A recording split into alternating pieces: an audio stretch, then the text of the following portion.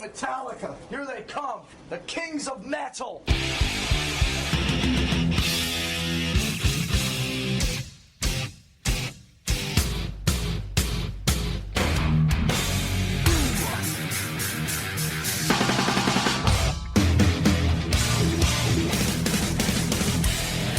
So fucking what? Hey, this is Jay Weinberg from Slipknot, and you're listening to Metal Up Your Podcast.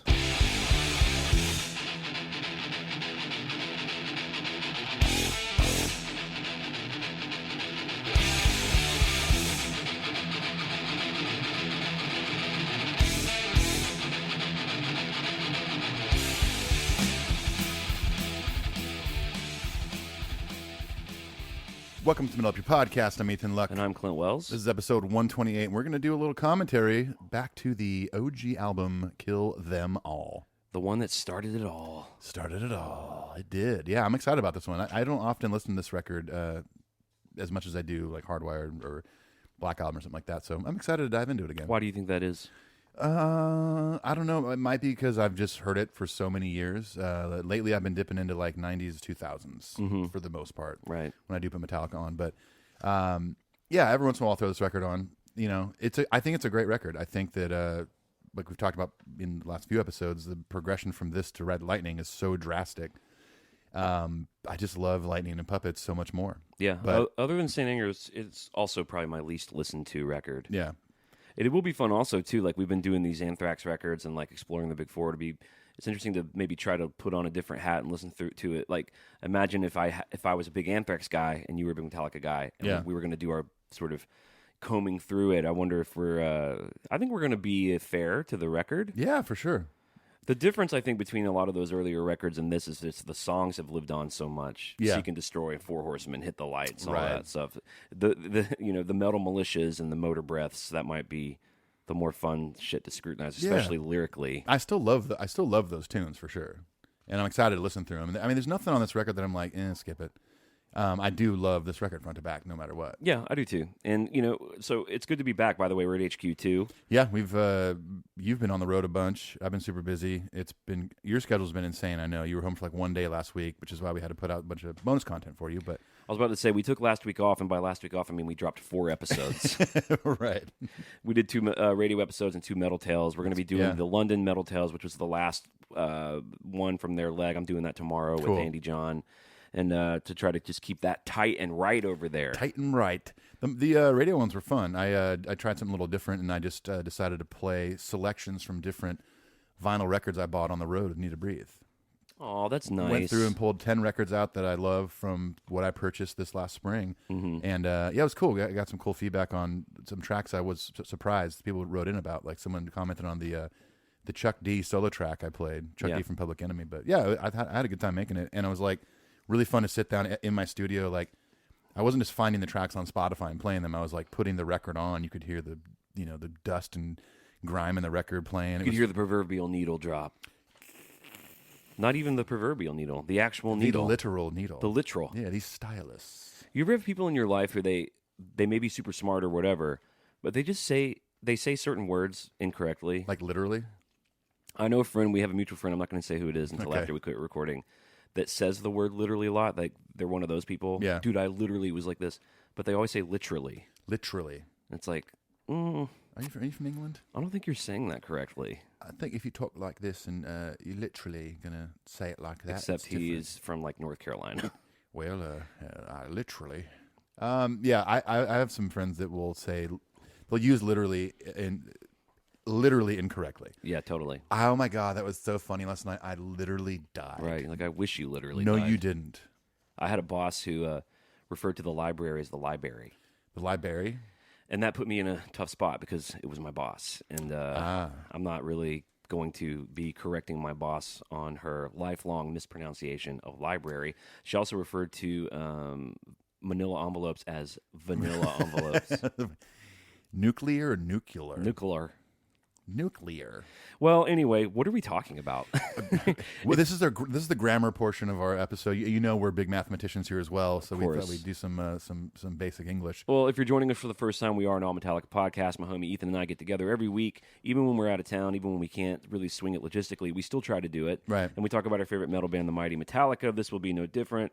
We're going to be listening to Kill 'Em All. We've already done a big deep dive, and we've done a couple of deep dives into that record because we did the initial the initial review, Right. And then we sort of hunkered down and did like 4 or 5 No, we did one big monster episode on the box set. Yeah, we did the box set. That was in retrospect should have been a 2-parter, but we hammered that out at HQ1. What was that, like 3 hours? I was thinking for this month we should do the Ride the Lightning box set because we still have Kevin Van Dam. We do. We need to get back to him, but we're going to do like what we did with the Justice episode and just camp out there and do maybe 4 or 5 episodes, review some of the live stuff that comes with the demo tapes and riff tapes. Right. And I thought it would be cool to give away a Ride the Lightning box set. That'd be cool in July. That would be fun. That would be a neat box set to give away. That would literally be neat. Literally. Yeah. So we're going to be announcing the S&M2 winner. For those of you who don't know, we are giving away 2 tickets to S&M2 on September 8th to a lucky patron. Because of the touring schedule and stuff, that's just not going to happen today on this episode. We're going to do it next week. It is happening. We have the tickets. We purchased the tickets. Thanks again. Shout out to our friend Katrina who helped us out with that. It's just been insane. Like you said, I can't even remember what I did. Last week we flew to New York. We did a bunch of we did like 2 or 3 gigs. Didn't you do Good Morning America? And then we flew to New York. We did Good Morning America. The band flew home. Derek, our other guitar player, and I stayed for another day and did a whole bunch of radio and press. Yeah. We flew home. We were home for 1 day, and then we flew out to California and just got home doing 2 shows in California. Yeah. I got home last night. We're doing this today. I'm getting back on the bus tomorrow for 4 shows in the Midwest. So you're feeling awesome right now. I'm just really exhausted and worn out. I do have a funny story to tell about my New York time. Ooh, tell. I met one Mr. Judd Apatow. Saw that. That's awesome. So Monday we did Good Morning America. For those of you who don't know, that's a super stressful morning. Your call time is like 4 a.m. Yeah, that's stupid. You get there, you do this weird sound check. It's very stressful. You're in Times Square. You're going to be taping for television. You have like a quick rehearsal. There was a bunch of like technical stuff that we were trying to work out with our tracks and stuff. And then you sit around for a million hours. Yep. And we did our taping around 10. And the band whisked off back home to Nashville. Derek and I had a radio thing at like 3 that afternoon. That ended, and we were so tired we could hardly move. Yeah, I know that feeling. Before we went back, our hotel is in Midtown, which is near Times Square. Yeah. And this radio thing was in the Village. So we were like, let's just hop into some cool little bar in the Village and have a beer. We were so tired, we just sat there in front of each other drinking a beer, not even really talking. Well, yeah, you guys are in your mind. Your mind's basically falling asleep. And Yeah. You're just like going through the robotic motion of sipping a beer just to kill time. Well, so it's like 8 p.m. and we're like, dude, we're in New York City. We have a whole day of work tomorrow. We're not like going home later. We're not catching a red eye. Right. It'd be a real shame to just go to bed. Yeah. But we were really contemplating it. And so we're looking at like shit to do. And Jackson Browne was playing the Beacon Theater that night. Oh, cool. So we were like, fuck, man, that would be so dope. Tickets were like $100. And I was like, man, if I just go like sit in a dark theater, I'm going to fall asleep. Yeah. Because we talked about going and seeing Rocket Man also, the Elton John film. Oh, okay, yeah. I was like, man, if we just go sit in a dark thing, I think I'm going to fall asleep. Yeah. So we were like, well, let's just usually when we go to New York, we go to the Comedy Cellar. Right, yeah. Which is a famous comedy club in the Village. It's super fun. Usually famous people will just sort of pop up and show up. It's a very intimate club. You may have seen it on the show Louie. Yeah. Or you may have seen it in the television show Crashing. And we've probably gone the last 2 or 3 times. And then one night we went to both shows. We went to the 9:30 and 11:30. Oh, that's awesome. I was like bribing the doorman to try to see if we could stay in our same like seats. Because what they do after the 9:30 show is they dump you out. Yeah. It's almost like when they stack shows at Hotel Cafe. Right, yeah. And then you have to like get back on the list to go back in. Yeah, okay. So we're like, you know what? Fuck it, man. Let's go to the Cellar. Well, we're really late because the first show is 9:30. And if you don't have tickets that you've already reserved, you get on a standby list. And what happens if you're on the standby list is you just stand out there between 9 and 9:30, and they come out and they call you. They call you by order of when you got on the list. Right, okay. And it's a huge crowd of people out there. So we go up to the doorman, and I'm like, hey, man, is the show sold out? He's like, yeah, the show's been sold out. He has like typical kind of New York terseness. Yeah. And I said, well, cool. I'd love to put me on the standby list. He's like, standby list is full. Come back at 11:30. I was like, oh, man, is there any way we can get in this 9:30 gig? He's like, what did I just say? Show's sold out. If you want to come at 11:30, come back at 11 or whatever. And I'm like, wow, he was mean, but that's fine. Yeah. He wasn't He wasn't unreasonable. Wasn't unreasonable. He's got other shit to deal with. Yeah. I'm like a low, a visiting redneck. He hears this every day, I'm sure. Now, I'm going to try to make the story not super long, but it is a very interesting story. I promise you, Ethan, and I promise you, dear listener out there. I'm waiting for the payoff. I love this. So, Comedy Cellar has a sister club called the Village Underground that's 2 blocks away, across from a really famous jazz club called the Blue Note. Yeah. Are you familiar with all this? Oh, yeah, definitely. So we go to Village Underground. There's this big bouncer guy out front. And I saw a comedian that I recognized from some of my cellar visits going down to do a set. Yeah. And I told Derek, I was like, oh, that funny voice guy. I don't know his name. He's got a funny voice. I was like, oh, he just went down. I bet he's doing a set. So I'm like, hey, man, can we get in? And this bouncer who I came to know as Danielle, he's giving me sort of the same New York treatment. He's like, sold out. Sorry, bro. Nothing I can do. I was like, man, come on, dude. Standing room only. Let's hop in there. He's like, I told you the information. And I said, well, is there another comedy club around here we can go? He's like, man, other than the Village and the Cellar, the stuff around here is really dicey, really shitty. Yeah. He's like, there's not going to be anybody in there. You're going to pay a premium cover, and it's going to be horrible. I was like, well, you're really fucking helping me out, bro. So me and Derek are standing there trying to figure out what to do. We're like striking out, you know? Right. Oh, and then we go to the Blue Note. We're like, oh, let's go into the Blue Note. They're like, nope, the last show is just happening right now. They're on their last song. Like, damn it. Like, fuck, man. Well, let's go to McDonald's. The city of dreams and open doors is feeling real closed down right now. Yeah, jeez. So I jokingly say to Danielle, I'm like, how much to let me down in the Village? I give you $25 to let me down in the Village. He's like, man, I can't be bought. You can't do that here. I said, dude, I did the line from Spinal Tap. I'm like, money talks and bullshit walks. Just to try to get him to laugh. And he has this a microphone like on his chest. Right. He takes that off and he walks over to us. He's like, hey, my boss listens to this. So he's like, let me tell you something, though. Go back to the Comedy Cellar. He's like, the guy at the door is a guy named Steve. You slip him some cash and he'll let you in. Really? Okay. I was like, what's your name, man? He's like, I'm Danielle. This big, black, Charles Barkley looking guy. Yeah. I was like, Danielle, man, I'm not from here, dude. I'm just here working. I'm not I've never done a handshake deal. He's like, well, if you want to get in, I'm just telling you how to do it. He's like, I work at the Cellar. I know Steve. Yeah. He's like, tell him Danielle sent you. Slip him something. I'm like, all right, what are we talking here? He's like, I don't know. I was like, come on, man. I'm not from here. Just tell me how much to give him. I was like, $20? He was like, no way, dude. He's like, for both of you? And I was like, yeah, well, $30? What? He's like, man, you better give him $50. I'm like, for the two of you? Yeah. Okay, so $25 each, not terrible. So I go tell Derek, I'm like, all right, dude, here's the deal. Danielle is saying if we give this guy $50, we can get in. And Derek's like, what if he just... I'm like, what if he takes the money and doesn't let us in? Or what if he, like, humiliates me in front of this huge crowd? Like, pardon me, sir, are you trying to bribe I? Displeases me it does to be bought. Pleases me muchly to tell you to walk on, sire. Pleases me to tell you that bullshit will walk tonight. Muchly does it please me to tell thine to go fuck thyself. So I'm like, well, either way, it's going to be a funny story. Yeah. So I get the sweaty wad of cash in my hand, and we walk up, and there's a huge crowd outside the Cellar, and the guy's like agitatedly looking at his clipboard and shit. I'm like, dude, how do I do this? How do I just go up to the guy that was rude to me 20 minutes ago? Yeah. And like do a bribe without people like, hey, is he bribing that guy? Yeah, totally. Hey, you guys accept bribes? So I find a little moment, and I go up to him, and this is a guy who, again, was very rude to me. Yeah. Very formally. I said, hey, Steve, nice to see you again. Danielle sent me. And he goes, how many? 2? And I said, whoa. Yeah. He said, because when you go to the Cellar, you have to put your phone in this bag. You can't record shit. Right, yeah. He's like, get your phone out, turn it off, put it in this bag. And I'm like, thanks, Steve. And I shake his hand and make the deal. Yeah. So wait, so it seems like he was going to let you in just because you knew Danielle. Well, Danielle had texted him. Oh, like I'm sending these dudes over He there. goes, Danielle, he was like, what's your name? I was like, Clint. He's like, I asked Danielle what your name was, and he just said 2 white guys were coming. I was like, wow, he really nailed it. He did. It was like nothing but 800 white people trying to get in. Right, yeah. We were just completely indistinguishable from the entire crowd. So sure enough, in a matter of seconds, we were sitting front row in the Cellar. No way. So of course, me and Derek are like, hell yeah, man. We did it. Fucking gangsters fuck up in this New York bitch. So we're sitting there, and we're ordering our first drinks. It's 2-drink minimum. Several comedians come on, and they're great. It's like a great night at the Cellar. Yeah. I look behind my shoulder, and in this little tiny hallway, I saw Judd Apatow walk by. Yeah, and okay. I tell Derek, I'm like, dude, Judd Apatow's here. I didn't even know he did stand-up. I didn't either. And Derek's like, holy shit, we're aware of his films and the stuff he produces and writes. And sure enough, the MC comes up. He's like, hey, we have a really special guest, Judd Apatow's here. And you could kind of tell no one really... Everyone's like, wait a second. No one really freaked out. Right. Well, they were probably maybe a little confused like you were. Like, he does stand-up? Right. And he came up with it really like he was working on material. He had like a notebook that he was sort of reading off of. Right, yeah. Dude, he did about 30 minutes, which is pretty long for the Cellar. Yeah. And it was the best thing of the whole night. Dude, his stand-up was amazing. That's great. He gets off stage, and I was a little saucy. Yeah. And what happens is above the Cellar is a famous bar that all the comedians hang in. Yeah.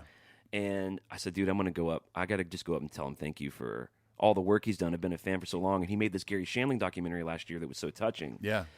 So I go up there, and he's sitting in a booth with 2 other famous comedians. Did you know who they were? I recognize them, but I don't know their names. Let me guess. George Carlin, and Bill Hicks. and Richard Pryor. So I'm like, well, fuck it, man. I'm just going to do it, dude. So I go over to the table. I'm like, hey, Judd, I'm so sorry to bother you, man. And he was immediately really friendly. Yeah. He's like, no, man, what's up? I was like, man, I just wanted to say that your set was killer. I didn't even know you did stand-up. And I just want to say thank you for that Gary Shandling documentary you made last year. It was just really touching, and I've been a huge fan of his. He's like, oh, cool. Are you a comedian? I was like, no, I'm a musician. And he asked me about my work. Yeah. And I ended up telling him that we did Good Morning America. I was like kind of faux bragging. I'm like, we Sure, were on sure. TV today, You know, Judd. if you were up at 4 a.m. He invites me to sit down with him. What? So I sit in the booth with him, and we talk for about 5 or 10 minutes. Just about music, Nashville, Yeah. about films. He's working on a film in Long Island right now. And I made the table crack up like 2 or 3 times. Yes. And he's like, dude, you should be a comedian. I was like, wow, Judd Apatow just said I should be a comedian. You're like, I do have a podcast, too. I'm pretty funny on that as well. you a Metallica fan? Hey, Judd, you want to hear my voices? So anyway, it was a wonderful experience. I go back downstairs. I tell Derek, I'm like, dude, I just sat in his booth for like 10 minutes. He's like, that's awesome. The show ends, and we go back out. And Derek was like, you think he's still up there? I was like, yeah. I was like, let's get a picture. You're like, oh, this So- this is where it gets weird, though. Like, you've already made contact. Right. Everything's cool. You played it cool. You made him laugh. Now it's like, oh, I'm going to go back and ask for another thing. That is an awkward thing to do. It really, the precipice of the whole hang could really fucking crash, you know. Yeah. This could really go poorly. But Right. I was like, again, I had the little liquid courage vibe going. I walked up, I was like, Judd, man, I'm so sorry to bother you again. Would you mind taking the picture? He was super nice. He took the picture himself. Yeah. We got in and out real quick. That's good. That's Anyway, good. so that's my Judd Apatow story. Dude, that's a great story. I think the story would have been equally as impressive if you got you got up to old Steve and he was like about ready to let you in, then you shook his hand and he was like, motherfucker, I don't take bribes, and like embarrassed you in front of everybody. That's what I thought was going to happen.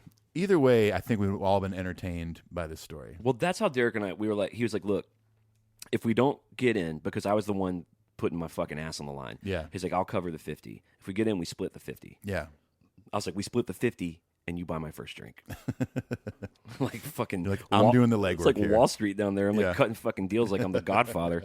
Anyway, that was that story. It's been a really busy touring season, but it's been good. I've missed you. I'm glad Yeah. we're here together at Heck yeah. HQ2. Let's talk about some Metallica news. Let's do it. I would love to. So we've been unable to address this together because we took last week off. But tragically, the metal world was sort of shaken by the news that Dave Mustaine has been diagnosed with throat cancer. Right, yeah. And he came on, he made a pretty touching Instagram post where he let everybody know.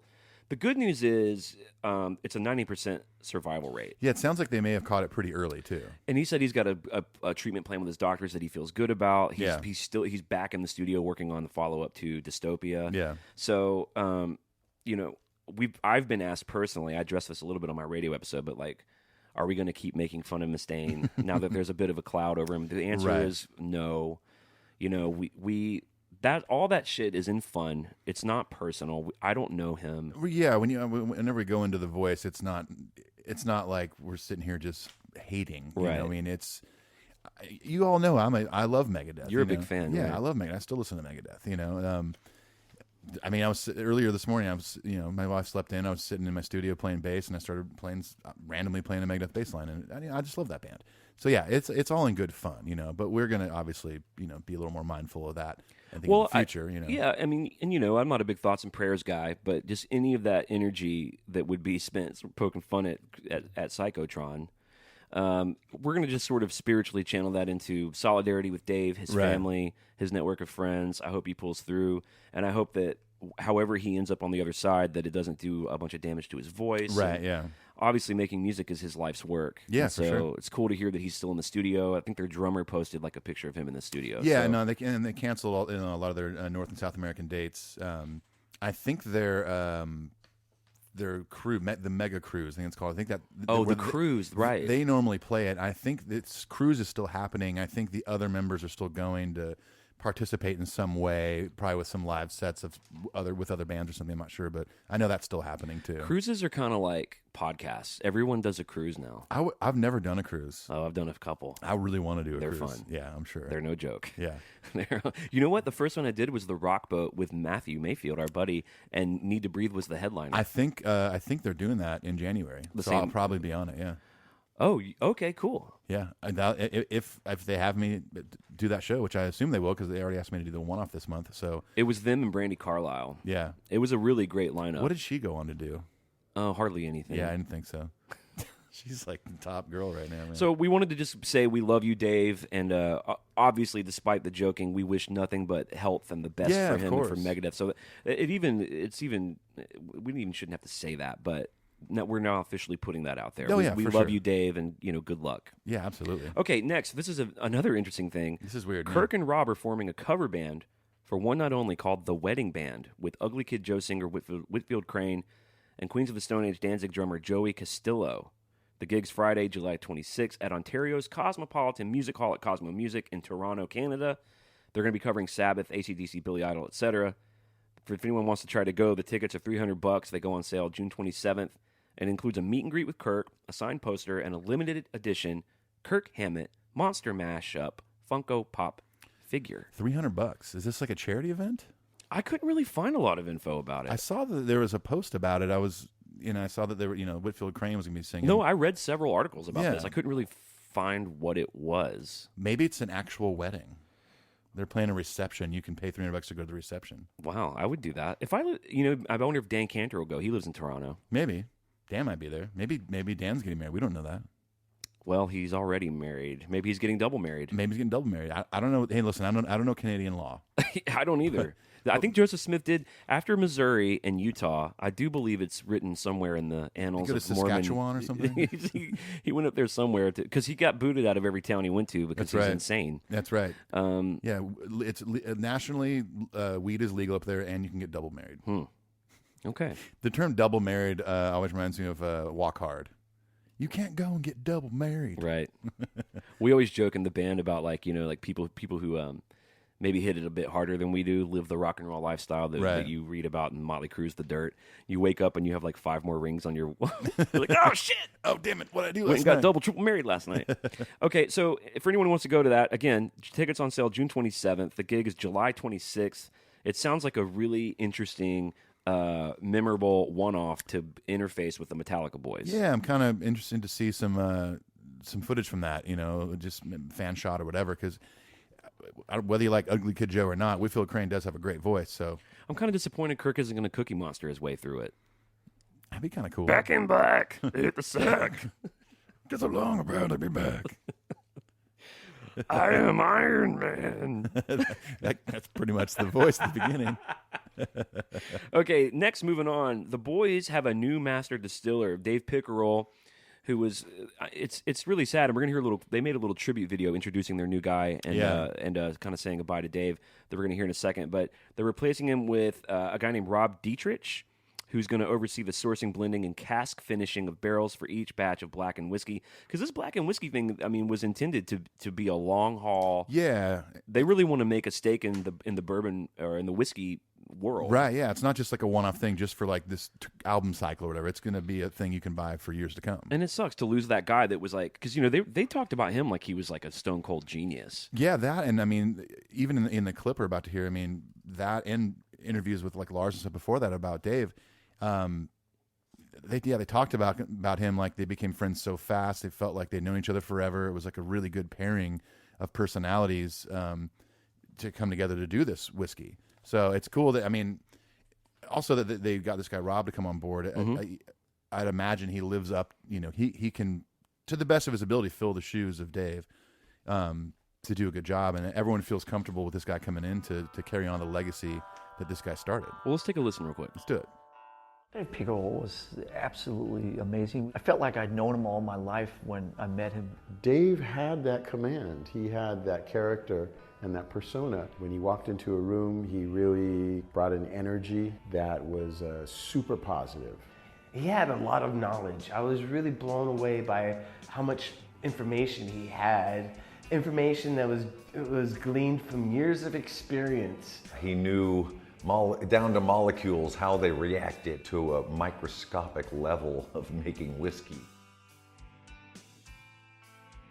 A lot of good times in a very short amount of time, and obviously devastated that we didn't get a chance to keep connecting on different levels.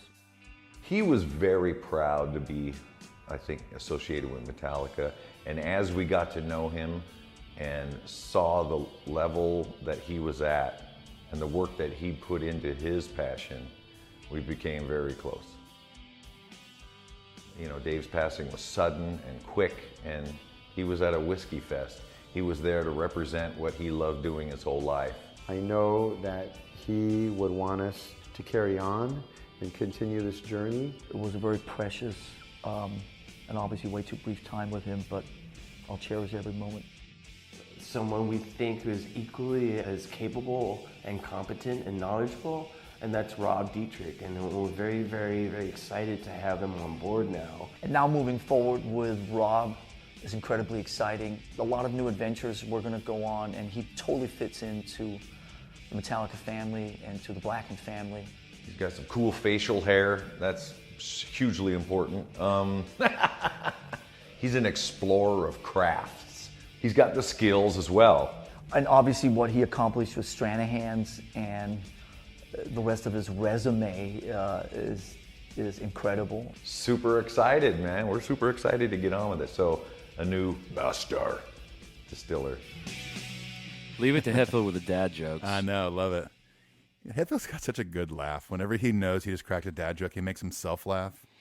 Yeah, well, that's the way it should be. If you don't like your own sauce, what are you doing? I don't know. It's one of the. You're probably using the word literally too much. Literally, it's one of the things that I really, I love comedy so much. I'm like way into comedy and comedians, and you and I like humor, and we like to be funny and shit. But like watching masters, like I make jokes that make me laugh. Yes, and it amazes me watching professional comedians because they'll tell the funny shit rapid fire, and they're not laughing. Yeah, they're just fucking taking it seriously. I know. I mean, I'm sure when they're developing a joke, they probably make themselves laugh a few times. Right? They're like, "This is hilarious. This is a good premise or whatever." But that's part of the art of comedy, I think, too, is be able to like power through this joke into this punchline and make the whole crowd go crazy, and you're still straight faced and you're ready to go on, ready to move forward. That can oftentimes make the joke even funnier. Absolutely. If you're not laughing along with it. Absolutely. You know. Well, and you got to be ready for the next thing. Right. It's very quick. Like I remember it was like Seinfeld, I think, who said that you're judged every 30 seconds in comedy. Yeah. When you're a musician, you're going to play a 3 to 5 minute song and then you're going to move on. But in comedy, it's like every 30 seconds. Even if you get a big laugh, the crowd's ready for whatever's next. Yeah. Yeah, and next might be Clint Wells taking a picture with you, so you better be fucking ready for that. Yeah, motherfucker. Well, congratulations to Rob Dietrich. Yeah, that's awesome. My only question is, why didn't they call me first? I mean, do I know anything about whiskey? No. Do I have any experience in the distillation process of whiskey? No. Will anyone ever put master distiller on a resume? Again, no. However, all that to say, I do drink whiskey. So I'd say that's a qualification. So therefore, I mean, maybe I was on the short list. You might have been. I don't know. Well, maybe I'd like to see that short list. I mean, it wouldn't hurt to take a look. They've already hired someone. What difference does it make? Just show us the list. Exactly. Show us the goddamn list. What's in the box? Yeah, what's in the box? Show us the Blackened report. We've got a few more little things of news here. The Metallica app. I have the Metallica app. It's pretty good, but they've kind of revamped it a little bit. It's great to look at if you're following the tour. You get access to tour dates, links to tickets, VIP packages, live videos and photos with set lists from each show, and you have access to the official Met store. You can shop for the live downloads or a hat or a hoodie or records, all from within the app. So it's almost like a one-stop shop for keeping up with what's going on with them with news and shit. So it's free on all of your devices. Go look it up. Do it. The last thing I saw is that Papa Het he doesn't post much on the socials. He just finally did. Recently. So when he does, you're kind of he posted a thing I think last month of him like driving, listening to Motorhead. Yeah. Well, the thing on his Instagram account, people were freaking out about. He posted a photo when they were in Dublin, right? With the statue of Phil Lynott from Thin Lizzy, right? But that Slayer thing that got posted, I want to say, no joke, like a year ago. Oh, really? I remember seeing that. I remember seeing his hand playing air guitar on his. But it just now wheel. made the news. It just slow all news of a week. sudden just showed up. I want to say, I don't know, maybe it's back in his Instagram account. I have seen that before. I got to say, anytime James Hetfield blows a fucking snot rocket, the metal rags print it as a news story. I mean, I know it's probably not calculated. Like, I'm sure he's not like, I'm going to stay off social media so that when I do post something, it'll be news for us. They don't need that No, I necessarily. don't think he gives a fuck about that. You talking about James? Yeah, no, I don't think James he didn't gives give a shit about that. Right. So, but because to the rest of us, when he's so quiet outside of shows or interviews, it's like when he does post something, it's like, oh my God. I just thought it was cool that he's jamming to some Slayer. Yeah, absolutely. And speaking of dad jokes, the caption said, "Slaying makes me smile." Oh my God, dude. That'd be a good shirt. That'd be a really good shirt to Slaying have. makes me smile. Aw. Although that could be interpreted in a pretty pervy way, too. It could be seen as a tacit endorsement of murder. And I mean, like douchebags that like I pick up on Uber that are like in town to fucking slay. Oh. You know? Or it could be, an homage to slaying, to Santa Claus. That's true. Spell it a little differently. The shirt could say slaying, and slaying could be in the Slayer font, and that makes me happy. It makes me smile. Or he could have posted it at Slaying Castle next to Thin Lizzy Guy and said, "Slain makes me happy." Ooh. We are just fucking wordsmiths. We're up on in this fire. bitch. You listening, Hetfield? A lot of ideas we're throwing your way for free. All right, that's what's cooking up in the news. We have an iTunes and a Patreon. If you like the show, and good God, why wouldn't you? Go leave us a positive review on iTunes. We are up to 400 positive reviews. I think we're a little further along.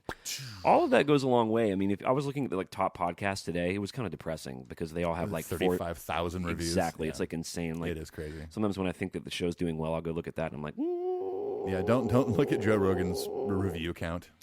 But having said that, if you like the podcast, clickety-clack your way over there. It's really easy to do. You can even just leave the 5 stars, or you can just say something short like, "I love the podcast," or whatever the fuck. I do like the more colorful ones, though. We do get some pretty...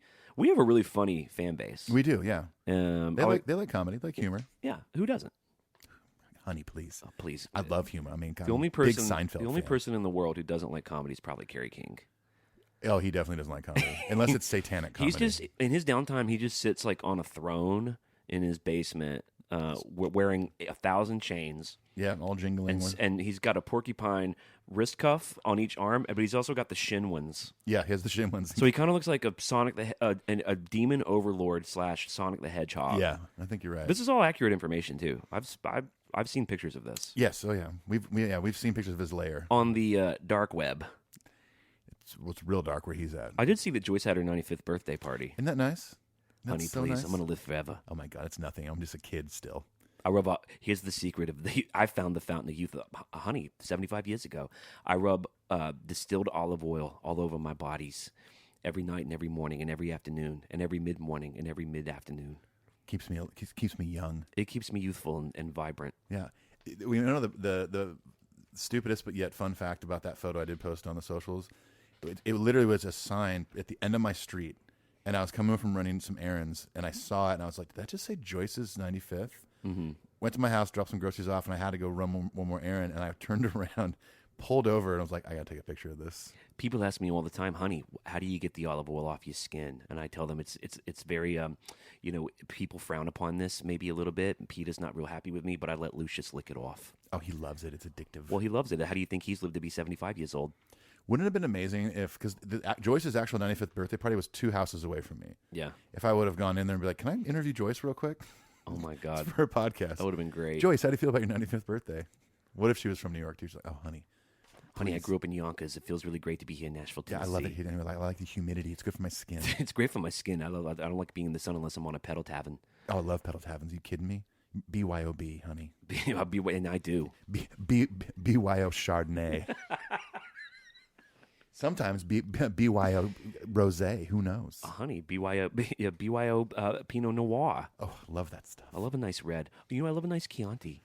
Oh, please. And don't tell Peter this also. Sometimes I give a little bit to Lucius. He has trouble sleeping. So I rub it on his gums. He loves it. He makes him sleep easy and... Sleep easy. All right, here's the other deal. If you want to do more than the iTunes, and we get new patrons all the time, so we have this thing called Patreon. You can go to patreon.com/metalupyourpodcast, and you can support the show for what generally amounts to 2 cups of coffee a month, $5. You can support us, keep us going, keep us excited to do this work, and help facilitate things like cover our Blackened EPs, paying Nathan Thomas to mix it. We're cranking up the Lunar Satan shit, which, by the way, at the end of this episode, we're going to be hearing the debut of the new Lunar Satan jam. It's awesome. Mixed by Paul Moak. Mixed by one Paul Moak. There's all sorts of things you get when you become a patron, so it's nice. We've incentivized you over there. Cover Hour Blackened Volume 3 is going to be coming out in the next few months. So Nathan's got tracks. We have, let's see, 4 new patrons. Nathan Jolson, Ollie, Mark Kilminster. Yes. And Mark Auger. All right. You know what? Hey. Love it. Not all heroes wear capes. Although lots of heroes do wear capes. A lot of heroes do wear capes. It does seem to be sort of part of the deal if you become a hero. That's also one of those sayings I'm kind of over. Oh, really? Well, it just says everyone, it's like anytime anybody does something remotely good or cool, I mean, it's a nice thing. They did something good. I love it. That's great. But it's like, not all heroes wear capes. I follow a subreddit called Humans Being Bros. And it'll be like, a man and his handicapped son trying to finish a marathon, and the kid with his legs, a bunch of strangers would come help him get up the rope thing. Love it. I love that stuff. But then a lot of but people don't really understand the premise of Humans Being Bros. Yeah. Because a lot of it's just people doing shit you should do. Right. Like it's like taking credit for that. Like, man, I put food on my daughter's plate. Like, yeah, you're supposed to. You know what, dude? You're being a bro right now. I was like, no, I'm just being a dad. Yeah. No, bro, you're being a bro. Nope. Being a dad. Just being a human being. Dude, you pay your mortgage? You're a bro. Exactly, yeah. I started following something fun on Instagram called Broadway Uncensored. Mm-hmm. Somebody created some account for all the shit show that happens on Broadway here in Nashville every weekend. It's thoroughly entertaining. It's mostly people that are just hammered and can barely stand up, and they're like... I'm sure it's like this in most major cities in the States. I don't know about Europe, but this new... what are these little bikes people ride now? Oh, the scooters? Yeah, what are they called? There's a bunch of them. There's Bird, Lime. Not Segways, but Segway Bird or whatever. Bird's company Lime. Uber has one. Lyft has one. I've seen a lot of videos of people in downtown Broadway like crashing on those. Yeah, they're about to ban them here in Nashville and then only allow 2 companies to stay. Obese, redneck, country fans. Who are hammered. Who are fucking drunk. Yeah. I picked up a girl one day, just last week, I picked up this girl on Broadway when I was out doing Uber. And she's like, hang on, my friend's almost here. Like 2 o'clock in the afternoon, like shit-faced already. This girl comes down Broadway on one of those scooters on the wrong side of the road. Cars honking at her, starts swerving back and forth in like the loading, unloading zone, and then just bam, smacks on the ground. Jesus. I was like, oh, great. She gets in the car. I mean, she was drunk enough. She just kind of bounced and like didn't feel it. I'm sure she did the next day. I saw a guy with one of those things that you hold a kid good on your chest. I'm like, dude, you're going to kill your fucking kid, you stupid asshole. Seriously. Okay, how are we going to move out of that? Into socials. Instagram, Twitter, Facebook, YouTube, whatever. Fuck that. Fuck all that shit. Anyway, we're on all that. Except for my new podcast episode. I saw that you put one with Sean McConnell, who's I toured with for years, who's a dear friend of mine, a wonderful songwriter and artist here in Nashville. Yeah. I'm sure that was a very fun convo. I haven't heard it yet. Yeah, it was super fun. We recorded it a couple months ago while we were on the road together when he was out opening for Need to Breathe. And, I finally put it out and edited my little way I do it, an intro and outro, and played some of his song clips and stuff. It turned out great. Do you mention me in it? I do mention Metal Up Your Podcast. No, you don't talk about me in this. In the episode, I think we do. I actually haven't listened to it since we recorded it. You son of a bitch. I'm not a son of a bitch. The other podcast we want to pimp out is mine with Bob Schneider called I'm Okay, You're Okay, I'm Not Okay, You're Not Okay. I think you'll all like that. Our website's metalupyourpodcast.com, where you can hear a lot of other podcasts that we've been on. I listened to your Thunder Underground podcast this morning. Yeah, that was fun. I dropped my kid off in Huntsville, and on the way back I listened to it. So our friends Jason and Trent have a podcast it's all hard rock and metal. It's not just Metallica, but right. I was on their podcast in January, and then you were on it. They released it a few weeks ago. So this was I think we recorded it. I remember it was in Tulsa, but I can't remember when that was. It was a few months ago. The most easy and direct way to get a hold of us is our email address. We respond to every email that we can. We're a little backed up now because we've been so busy, but we'd like to read 5 on the show. We're going to do that now. Let's kick it to the email corner. Let's do it.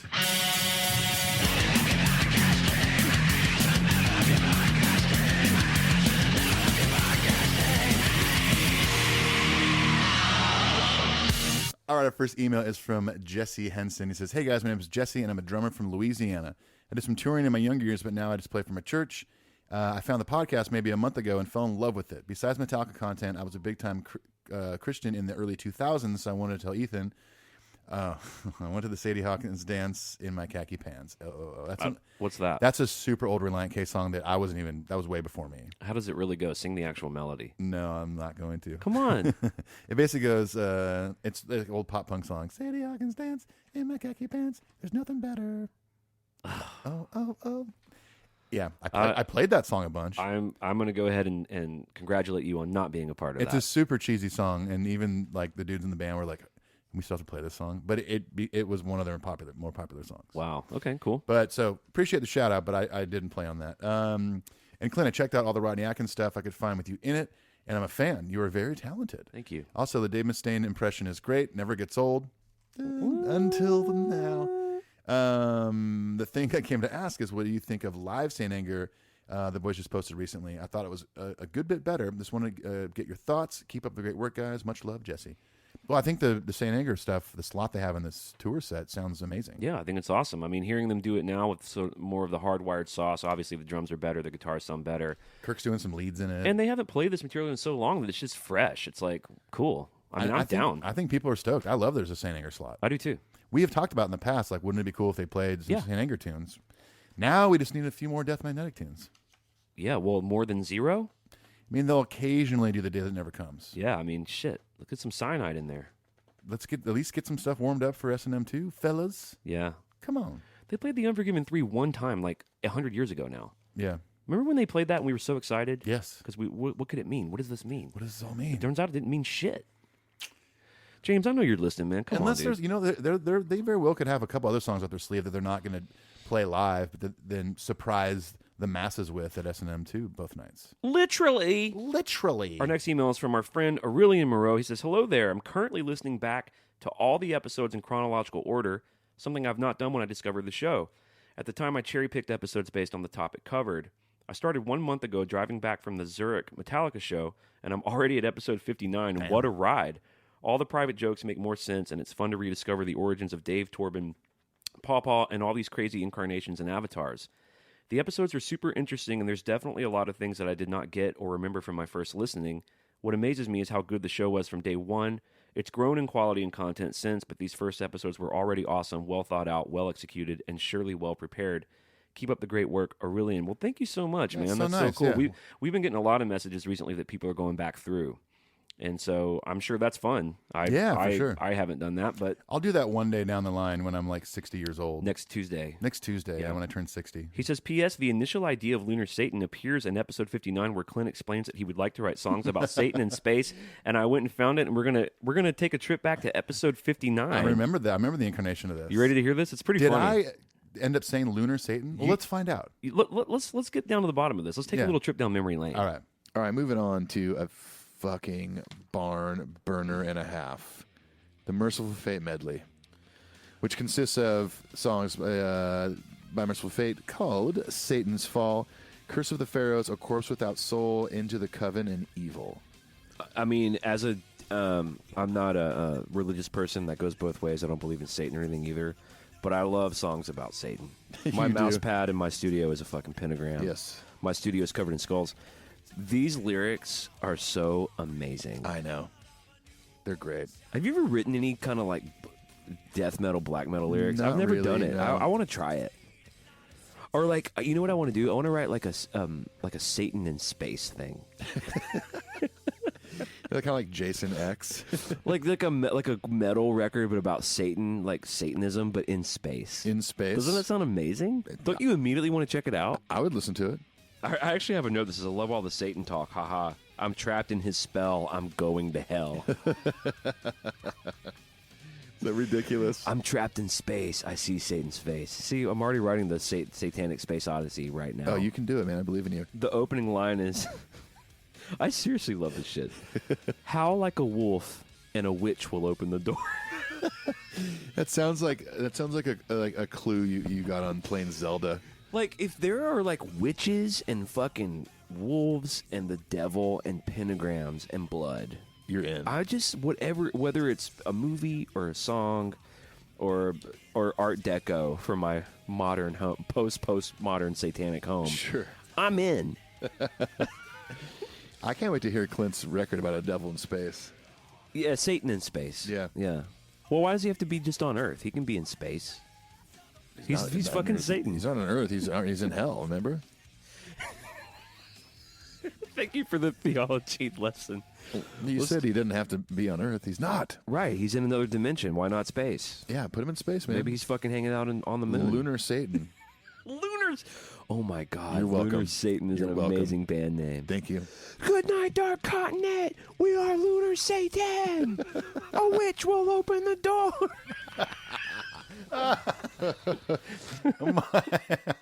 Well, there you have it. I mean, that's The origin story. That's where it all began. Wow. Thank you, Aurelian, for reminding us when that Yeah, happened. for helping us resurface that. That was amazing to listen Okay. to. Wow. Next email is from Sam Barry. Hey, Clint and Ethan. I just wanted to say that I'm loving the show. I just went back and listened to the first 3 episodes, and the improvement in the show is amazing. So you're saying the first 3 suck. Great.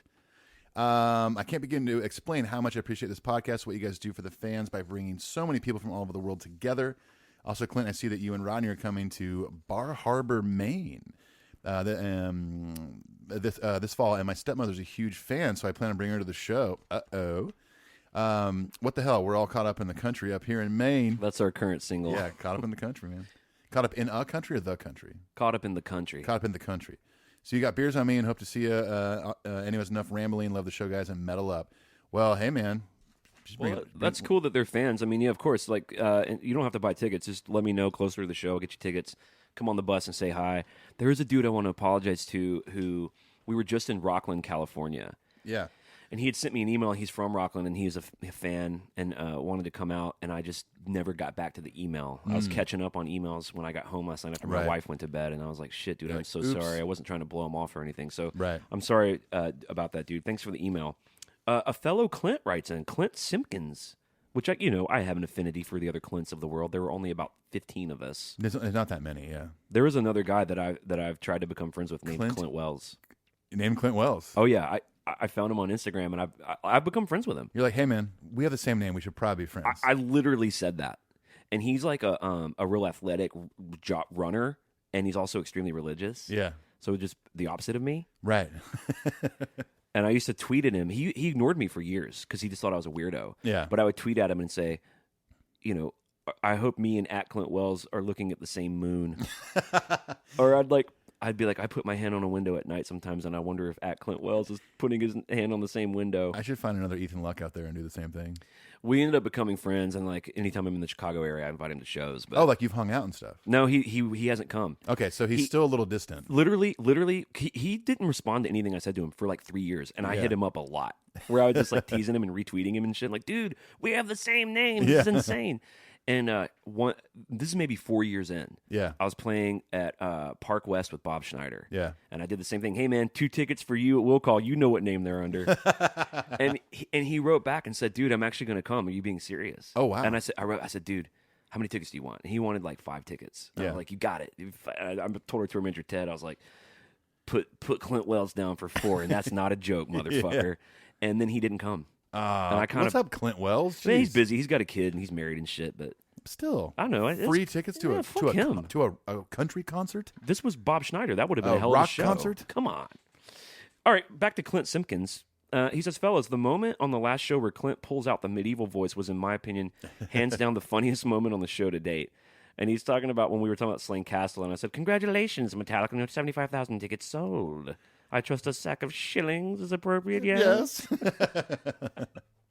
He says at the hour 46 minute when an aggressive Anthrax riff drops, bring me the enemy of war and release the chirping chickens. And later you said fruit flies. Fruit flies. I don't know what the context is of that. Don't either. He said, that's solid gold. I was jogging at 5 a.m. when I was listening and was laughing so hard I had to shorten my run. You're welcome. The other funniest moment was way back in episode 70 when you covered VH1 Behind the Music and did 5 minutes or more of Dave Mustaine Oh my gosh. quoting Back to the Future. That was one of our golden moments for sure. The DeLorean. Listen, we can still do the Dave voice. This is not disrespectful. We're just. I think as long as we're quoting like Coming to America or Back to Good the morning, my neighbors. Fuck you. Yes, fuck you too. Oh man, I was Joan of Arc in a previous life. That boy good. Yeah, good terrible. Good terrible. I believe the children are the future. Put your hands together for sexual chocolate. They got the Big Mac. We got the Big Mac. This man's been my reverend since I was a little boy. You know him as Joe the Policeman from the Who's Looking Out episode of That's My Mama. Okay.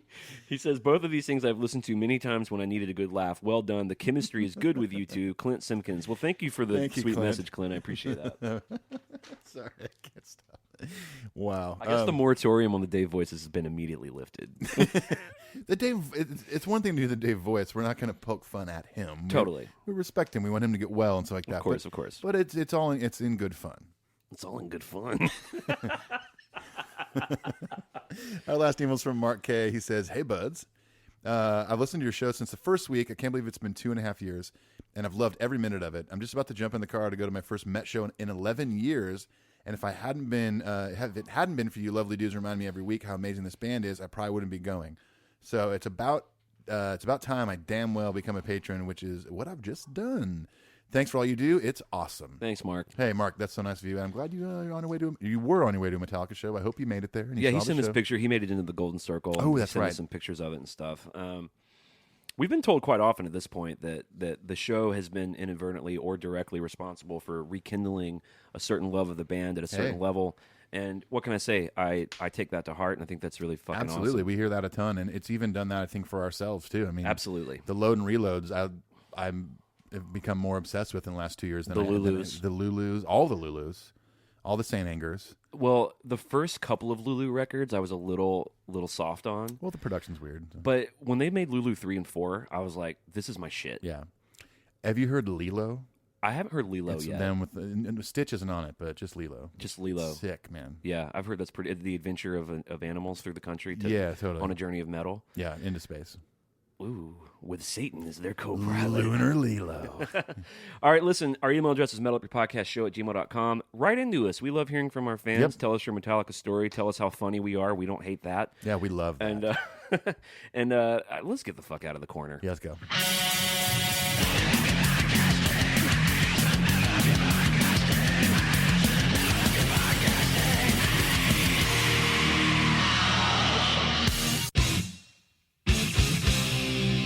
Hey, it's Clint from Metal Up Your Podcast, and we hope you're enjoying the Metal Tales from the Road series. If you've been keeping up with us, then you already know that we've covered every stop on the 2018-2019 North American Arena Tour, and we look forward to catching up with all of our European friends later this year on the Stadium Tour overseas. And there's more! After the Stadium Tour, we are continuing the Metal Tales series for any Metallica show in the past. Maybe you saw one of the Orion festivals. Maybe you were at the Channel in 1984 and Cliff Burton bought you a beer. Maybe you were at one of the 30th anniversary shows, or you just saw a regular-ass show in North Dakota somewhere. We want to hear from you.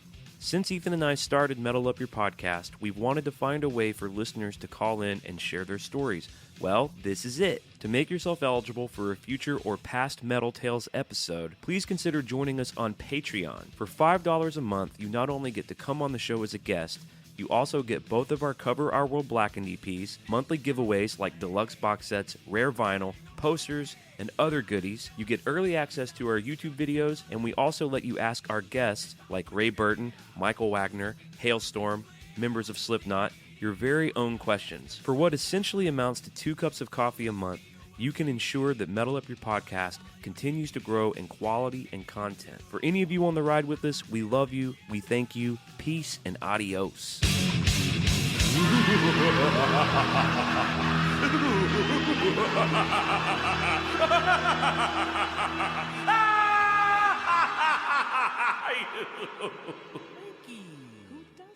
Well, let's get into Kill 'Em All. I would love to. We're just going to bypass all the facts because we've done a lot of deep dives into this. Paul Curcio produced it. Of course, this was the Johnny Z days. Yep. The boys made it in New York. Megaforce. Dave was, infamously let go. They flew Kirk out. He learned the songs on the plane. And thus born was the Metallica we all know and love. The rest is, as they say, history. They love to say that. I know. And the rest is history. Here we go. Hit the lights. Pleases me it does to hear Kill 'Em All in its entirety. Pleases me to fade in the trash can, sire. This to me is such like... They were such a live band at this point. I think this intro captures that. Like they probably, open their show like this.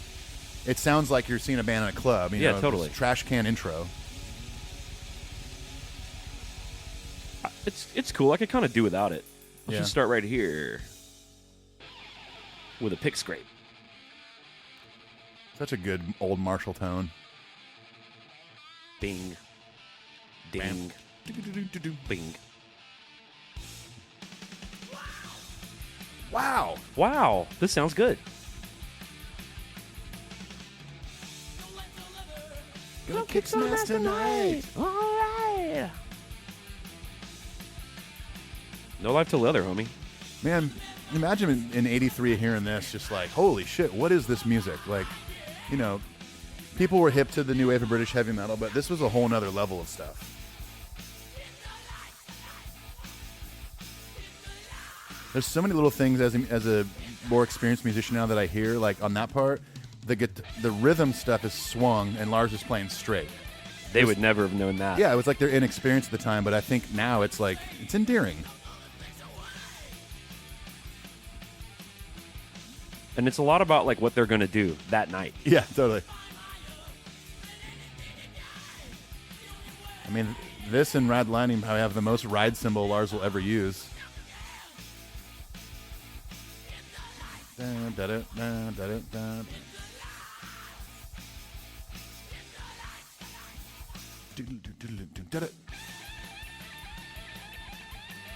The Ripper. A lot of this lead stuff, if you hear the early demo of this, is him just doing Mustaine's parts.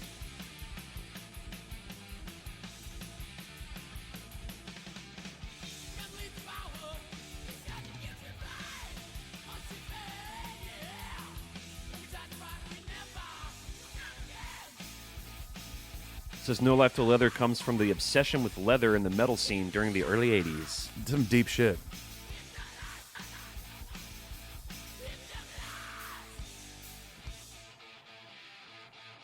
Little Kiss riff. It totally is, yeah. Well, it's from the song called She. From Kiss's 74 debut. Actually, I think She was on Dressed to Kill. Okay. Don't come at me, Kiss fans. I'll eat you fucking alive. Don't email Clint.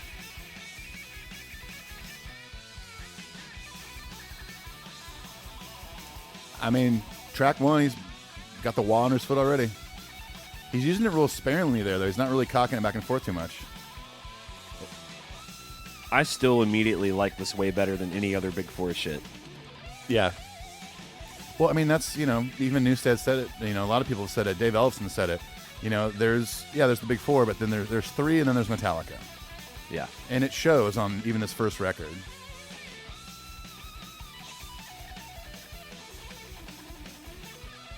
His leads in the early days ripped so hard, man. Yeah.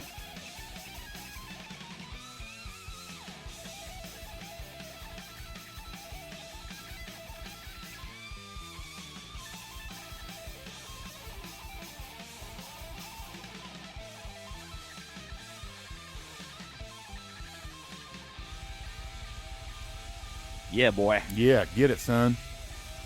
I like hearing Cliff in there, too. Boom, boom, boom, boom, boom. Yeah. Good night. No, James, you mean hello. That was our first song. First track, James. Come on. I mean, probably my favorite song on the record. Ooh, yeah. What's mine? This is a good song that to me that almost tells the future of Metallica. There's so many parts of this song to me that are just foreshadowing what they would end up becoming.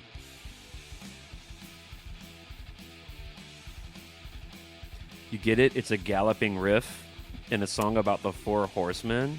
Oh, my God. Speaking of the Four Horsemen, I went to Weird Al the other night. Yeah, I saw that. His Nashville VIP poster, which I got one, is him as a skull with like his long curly hair, and it says Weird Al in the Metallica font, and there's Four Horsemen at the bottom of it. Love it. It's awesome.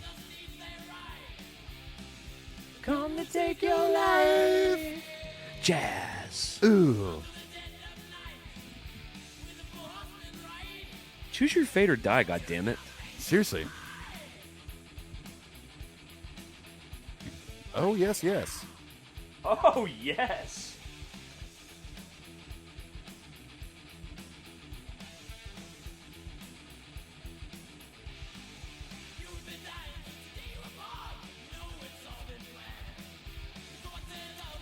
Yeah, there's a lot of riffs on this record that when I was first starting to learn guitar and got into Metallica, that there's some riffs on this record that were at the time very challenging, but once I got them down, it was so exciting as a young guitar player to play along with this record, and not the leads, but definitely be able to do all the rhythm.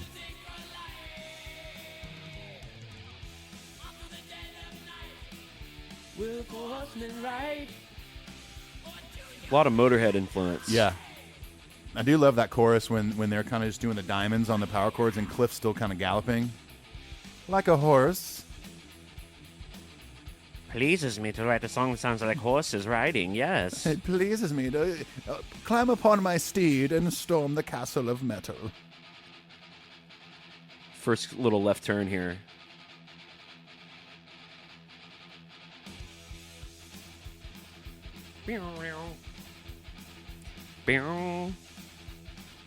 Meow, meow. I love the broken down ba boo boo ba boo boo ba Yeah. boo boo.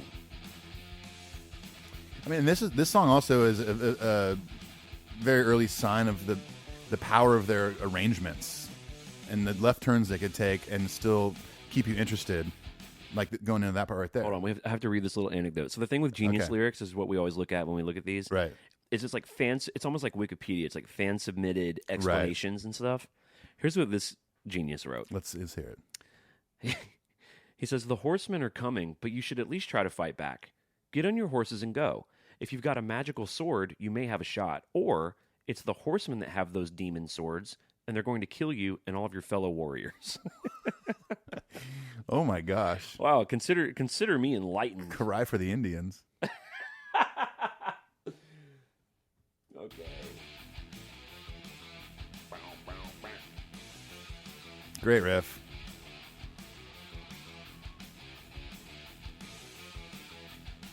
Here, Cliff, real prominent. Oh yeah. Probably that Rickenbacker. Yep.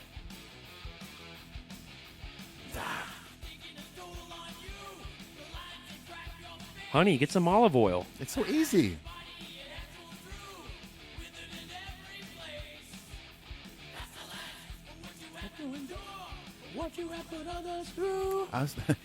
That last one said pencil lead. Pencil lead. Number 2 pencils. The reason it's track number 2 is because it was in reference to the number 2 pencil. That's right. That doesn't show that on Genius Lyrics. Jeez. This might be my favorite part of the whole record. This is such a, like I said before, a foreshadowing of the beauty that Metallica could write. Well, yeah, just the progressive, the prowess. Yeah, Cliff going up right there.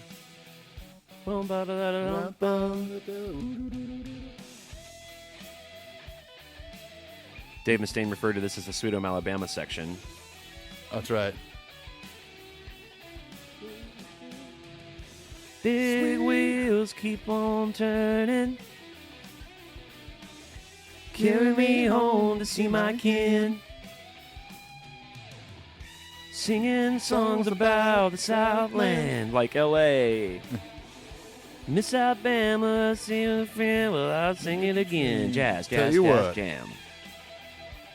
Double track solo. Yeah, You hear all the little differences. I know. It's a great push-pull to that.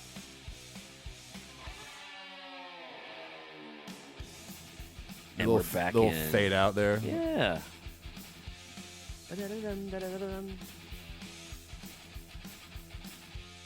Paul Curcio famously said that when he was tracking this with him, he thought it was horrible. This song, Just the record. the material, Yeah, what did? I mean, thrash was so new, Yeah, it might have been a thing where he was like, I mean, cool, it's heavy metal, but guys, this isn't going to go anywhere. Well, and like other than Anthrax, it was really kind of a Bay Area thing. Yeah, So he's over on the East Coast, Right. in Jersey. Like, what the fuck? yeah. Johnny Z's like, dude, just cool it. It's gonna be great, man. Just Trust cool me, it. man. Hey, listen, if you don't dog the record, I'll let you produce the next one. No, I don't like this. This sucks. All right, we're getting someone else. Look, dude, I'll get you into the Comedy Cellar later. How's that sound? Let's produce this. I can't pay you, but I will give you $50 to bribe Steve at the door. That's right. And you might meet Judd Apatow as a child. Exactly. He's been in this since he was a kid. Come to take your life. Yeah! Ooh. Will the horseman ride? Choose your fate. God damn it, I love this song. I know. It also just instantly makes me wish they would play that bridge section live. You know what I just noticed? What's that? We get the first yeah, yeah, which we would see later again before the solo of Nothing Else Matters. Yeah, He goes, yeah. Oh, yeah, yeah. Jazz. Fusion. No, no. No. Like, the song could easily end here, but no, let's do another ripping solo. I love that. I think that's a Mustaine written solo. Uh-oh, Clint's pulling the guitar out, so you can try to figure it out.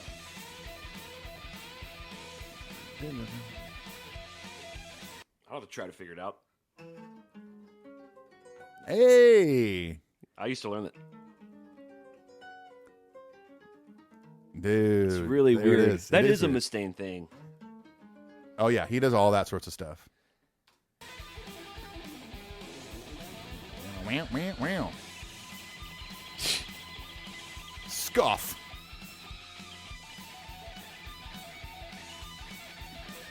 If I had been in this band with this material that young, like, that's what we were coming out of the gate with, I would have felt so fucking confident. Yeah. It takes that confidence on the front end. Absolutely. Well, it shows in their live performances back then too, man. They meant that shit. Yeah, take that, mechanics. This intro makes me think, and you can hear it in another song too, that they didn't actually have enough microphones for Lars's kit because those high toms sound way quieter. Yeah, yeah, like- more distant. That, or they did the old trick where you put the mic between two toms and you kind of pick up both. This is the only Metallica song that is only credited to James Hetfield. Oh, it doesn't even say Ulrich. No. I love this song. I love your cover of it too. Thank you. Thank you.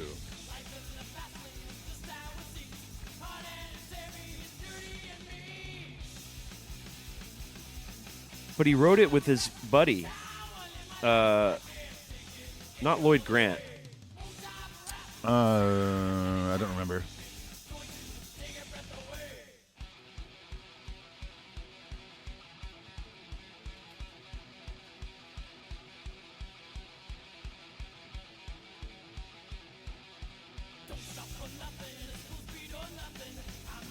Hugh Tanner. Oh, Hugh, that's right. I wonder if he actually has royalties on this song. I don't know. He's not credited, but it's kind of known. Yeah. I mean, this was, I think, from the Leather Charm days. Right, yeah. Or Obsession, whatever those bands were. Yeah. Leather Charm. It says it's one of the only 2 songs Lars Ulrich doesn't receive a writing credit for. It's also the band's shortest song, clocking in at only 3 minutes and 8 seconds. Crazy. I love the post-chorus riff, man. Yeah. Yeah. It's so weird and chaotic.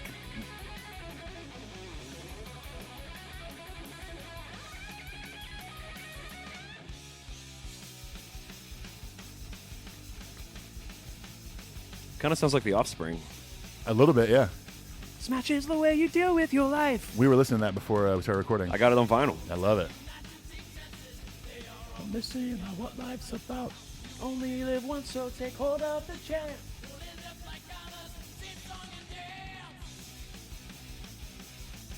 Move up, in my life.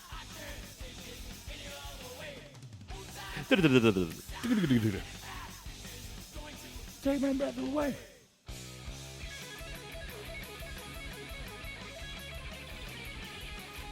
It just reminds me of that performance from the Orion Festival where they came out as Dahan and played this front to back.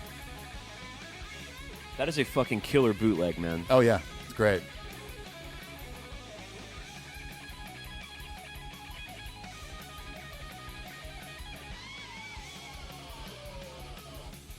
That little pick scrape right there that sounds like it's going through a talk box. It's so weird and random. Meow, meow, meow, meow. Now, I believe this riff is a Mustaine riff. Well, It yeah. sounds like well, one. Mustaine claims that he wrote this whole thing. Lyrics and everything? Yeah, but I think Lars is quoted saying that, like the Mechanics, the original lyrics were like sexual innuendos. Oh, okay. And then they kind of retooled it, Yeah. I love how the bass goes down. Or up. It does both, actually. Whatever. It goes somewhere.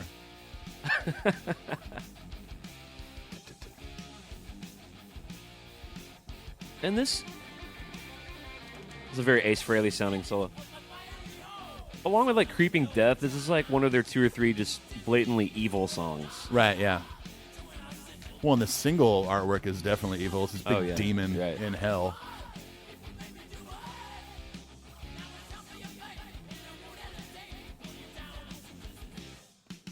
Come on! Great riff. Oh, so good. Right there, that's jump in the fire. Come on. Yeah, that's what Cliff does. The first half, he goes down. Come on, guys. We're going to jump in the fire. Come on. It's cold outside. Let's jump in the fire pool. Tell your mom to eat your shorts. What do you mean homework?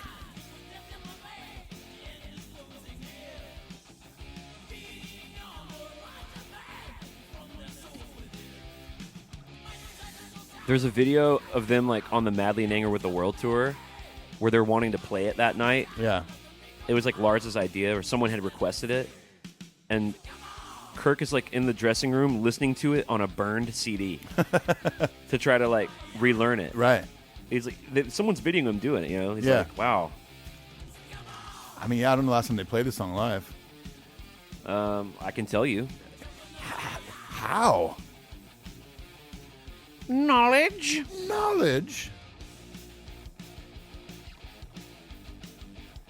So many cool influences from the new wave of British heavy metal. You can hear Judas Priest in this. You can hear Iron Maiden in this.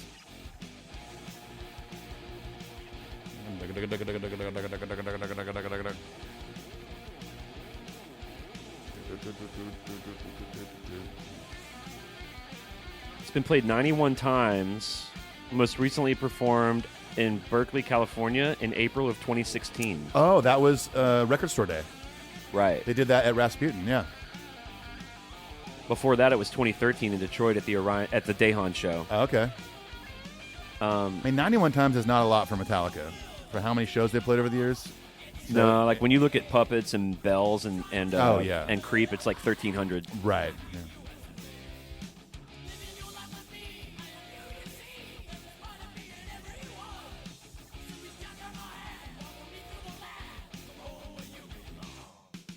Come on. Come on, Billy. Come on. It's cold outside. I want to jump in the fire.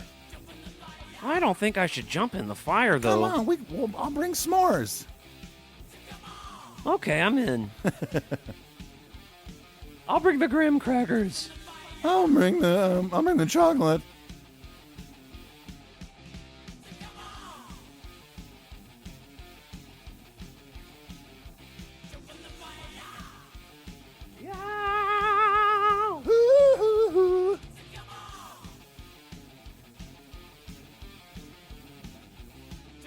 It is cool to hear like the 16th note beat on the drums that Lars is doing. Not there, but on the main riff, he does 16th notes on the hi-hat with Cliff doing that thing. It's like this kind of, I hate to say the word, but kind of disco-y kind of thing. Know what I'm saying? Nah, I'm saying, Ma. A lot of outro solos on this record. Yeah, kind of like, we don't know what else to do. But we want the song to be longer. Kirk, just solo. Well, Lars, like, especially in the Puppets and Justice era, he would say he would look at how long the songs were, and he would constantly want to be adding more, make them longer and longer. Yeah. Well, they succeeded about Justice. Well, they definitely got a little out of hand on Justice. Put a little Nashville fade on that. No big deal. That's probably what they were going for back then. Nashville fade? Oh, yeah, for sure. Oh, yeah, they were definitely trying to tap into the...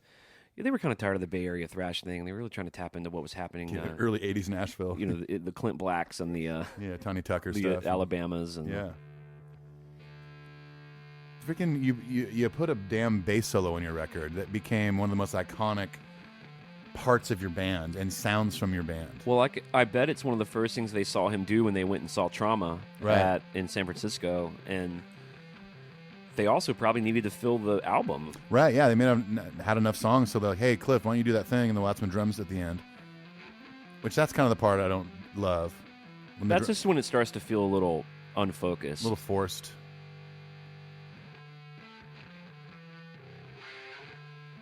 Love it. It's like you just fucking stepped on a cat. Hopefully not my poor sweetie Lucius. He's a cat now? Well, honey, no, but maybe he'd sound like a cat if you stepped Does on he him. identify as a cat? Honey, he's transitioning from a dog to a cat. Oh, bless him.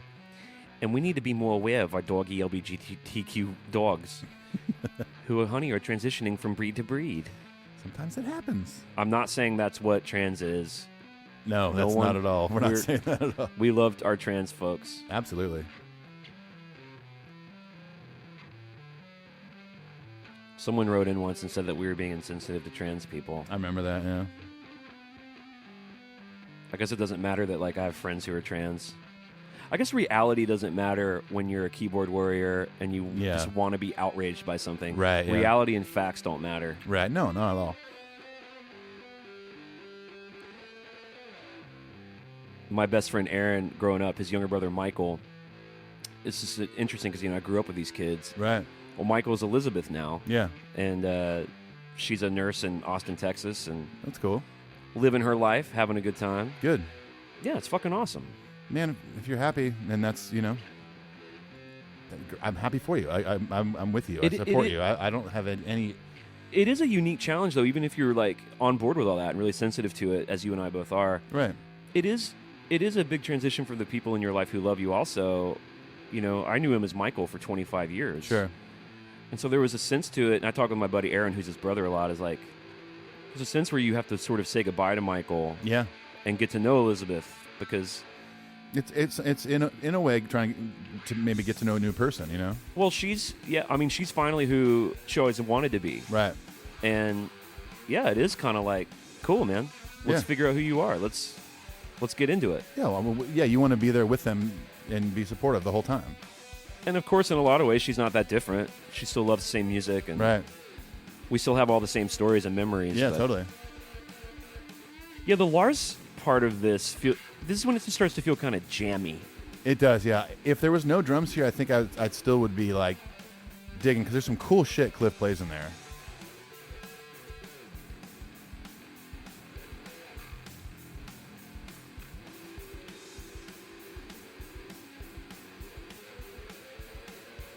I love that climbing. Yeah.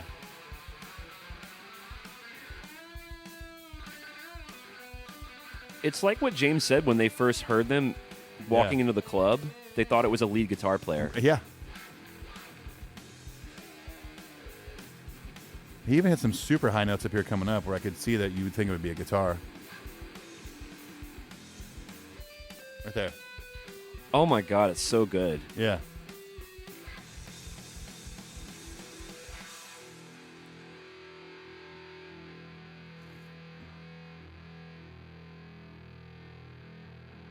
I mean, great ending to side A if you're listening to it on vinyl.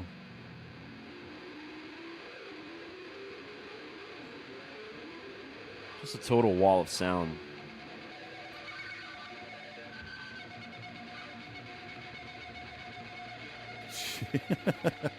I love it. Before we get into Whiplash, I wanted to read this little excerpt from Kirk. He's talking about the song. He was talking to Metal Hammer. He says, I remember him recording his bass solo separately from anyone or anything. He was upstairs in this big empty room, standing there alone, just him and his bass amp.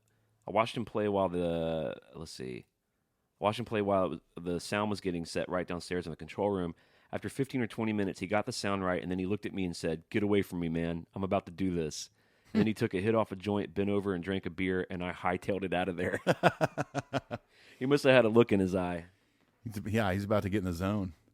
He said to Kirk, get away from me, man. Get away from me, man. I'm about to do this, dude. I wonder if he at any point had a little bit of a hesitation to, like, be riding in front of the guys or something, or maybe that was his deal. He had to be alone. Like, he had to really get in his own headspace and not have any distractions. Like, because I'm that way sometimes when I write. Even if I know someone's in the next room, or above my studio, I can't focus. 'Cause Right. I know they're there. Right. Maybe that was how he was in the studio. Yeah, I mean, I definitely feel that way too.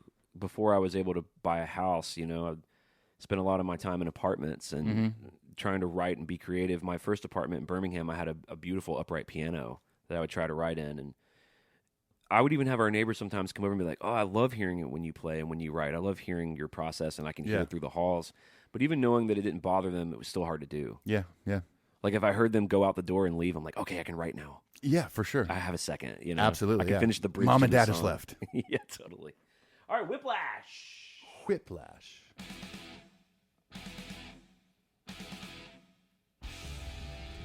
Welcome to Patreon. We're Hey, we're hoping you enjoyed the Metal of Tales from the Road series. I'm Clint Wells. Giddy up. giddy up. I don't know where that came from. Just improving. You know where it came from? It came from your subconscious. It came from my soul. So, I think we need to do some exploring there. Ooh, I think you're right. Welcome to our new series, Exploring Ethan Luck's Soul. I think that pound for pound, this is the thrash. This is the thrash song. Yeah. This is the one that like what's thrash metal? Never heard of it. Listen to Whiplash. You're gonna play Whiplash. This is definitely what the new Lunar Satan song sounds like. Yeah. It's that kind of vibe. I love it.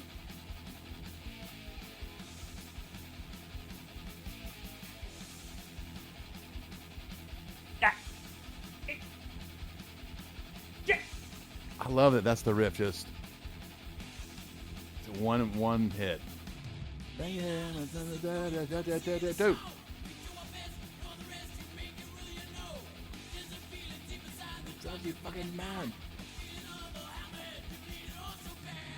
Feeling of a hammerhead. Adrenaline starts to flow, flashing all around, acting like a maniac. Whiplash. Not my tempo. Anybody? Movie Whiplash? Yes, I didn't like it. Really? I enjoyed it. I watched it on a plane. I was kind Just of watching an old decrepit asshole be mean to a kid Yeah, for nothing. I liked it. I don't know. Well, you're in good company because I think it won an Oscar. It did, and yeah. many people loved it quite a Right. lot. There was a great thing, speaking of Whiplash, in Weird Al's show. He does these video transitions to do costume changes. And there was one where it's that scene from the movie Whiplash where he's like, nope, not my tempo. Let's try it again. 5, 6, 7, 8. And it's instead of the drummer, it's Weird Al with his accordion. It's so good. That J.K. Simmons guy, does insurance commercials now or something. Yeah, he does Farmers. So lame. He does it. He still does movies and stuff. He probably got paid a good amount to do those commercials. Yeah, but what is he, just a fucking money whore? He's going to pretend to be a fucking I don't farmer now? I have no idea. But I like that actor. He was great in Juno. You ever see that movie? Yeah, I didn't Michael like Cera? it. Ellen Page. I didn't love the movie, but I liked him in it. Whiplash, Dad! Hell yeah. I like that the lyric here is on Genius Lyrics. Bridge, here we go. Here we go. Dad.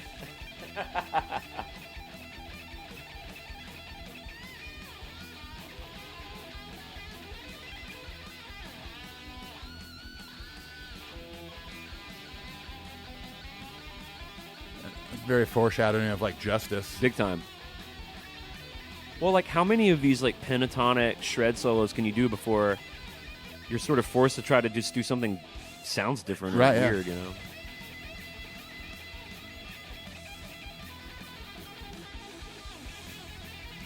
Climbing. He loves that climby stuff. Oh yeah. Yeah. Newbern. Little yellow. Because you're Metallica. Oh, we are. No, seriously, son. I named you Metallica. Oh You're my God. Yeah. Son, your name is Metallica Wells. Good luck applying to college. Right.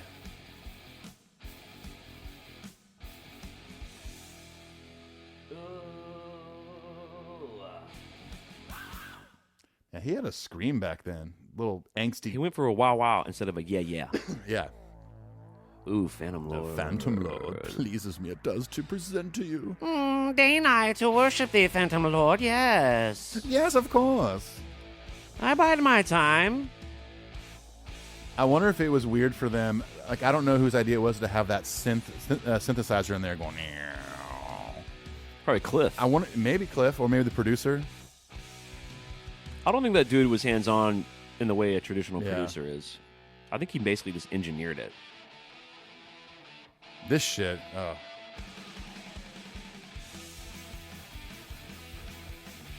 This was taken from James's first band. The band was called Phantom Lord. Awesome. Thanks, Phantom Lord. Thank you, Phantom Lord. We owe thee. We are Phantom Lord. Thank you.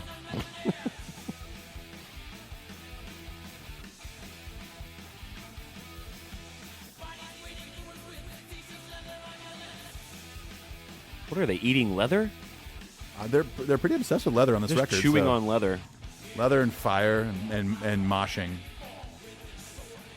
To control the land.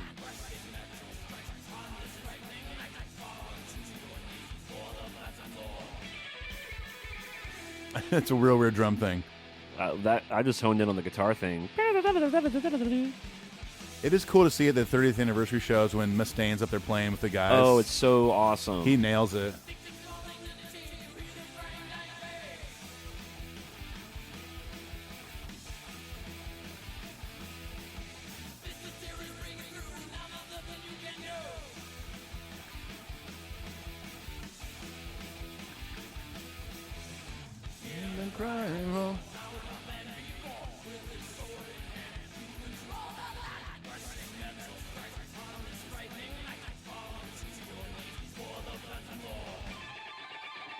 Woo! Here we go. I gotta admit, they really are describing a pretty frightening evening. Not a date I would want to go on. Oh shit, there's a fucking bewinged Phantom Lord demon that wants me to eat leather. Damn it. Fuck. This sucks. Damn it, I just went vegetarian too. Pleases me not to have you eat the meat of the cow. No, its skin you must chew. This part's great. Boom. I love this. I don't Gong, I don't know if I either noticed or forgot that there's an acoustic guitar in there. Listen. You can hear it on that. "Da," Yeah, you're right. isn't it? It sounds It acoustic to could me. be a clean electric. That's like actually sounds like a clean electric to me.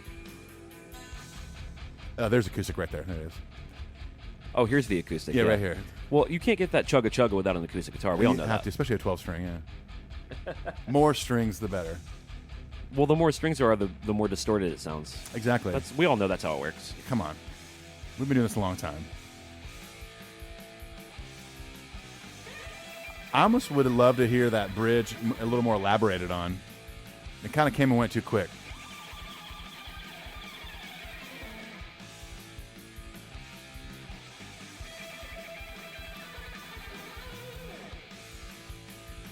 It makes total sense, too, that, like, punk rockers were into this record, too. Absolutely. 'Cause it's not just, like, metal. It's punk, it's thrash, it's metal, it's melodic, it's so many things. But It's kind of the whole package. yeah, it really is. The leathered armies have prevailed. Yeah, they have. I'll say. Please.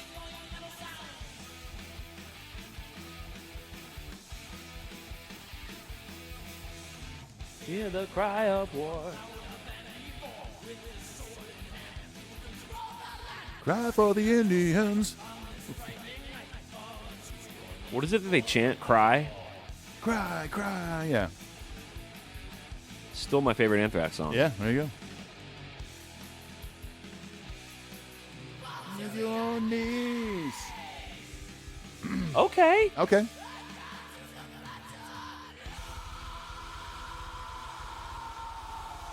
I wonder if in any point in the future Hetfield would listen to the song was like, that's pretty ridiculous. Oh, absolutely. Fall to your knees and bow to the Phantom Lord. When they were doing the box set for Kill 'Em All, he famously said, like, who's that chick singing? I mean, he had a high voice back then, man. I love how this song starts with groove. Also worthy of note that Phantom Lord belongs with Jump in the Fire and Creeping Death as another one of their evil songs. Right, yeah. I mean, that's probably why they were so accessible to people as opposed to Slayer or Megadeth, was that all their songs weren't about the devil or hell or evil shit, you know? No, it was less easy to write off. A lot of Kill 'Em All is about the culture of metal in the Bay Area at that time. Yeah. So it gave their fans a sense of community and identity. For sure. Because that's what they dressed like, that's what they did, that's how they talked. Right. But, you know, when it comes to like a band like Slayer, it's like I can only listen to so many songs about I know. evil shit. I know. I love them, but... I'm surprised they didn't call a song Hella Cool. You can hear the slapback of that. Yeah. In the right ear. I love that riff. Ba-ba-bum.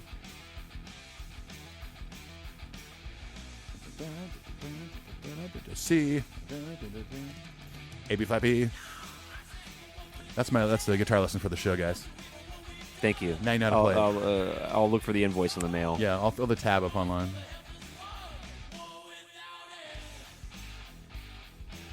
Hell yeah. Oh, look at us. Jinx, buy me a Coke. Buy me a Coke. Jinx, buy me cocaine. Jinx, you have a cocaine. No, we can't. We don't care what it meant. Another breath. Let's go ahead and hit him with a double chorus. Why not?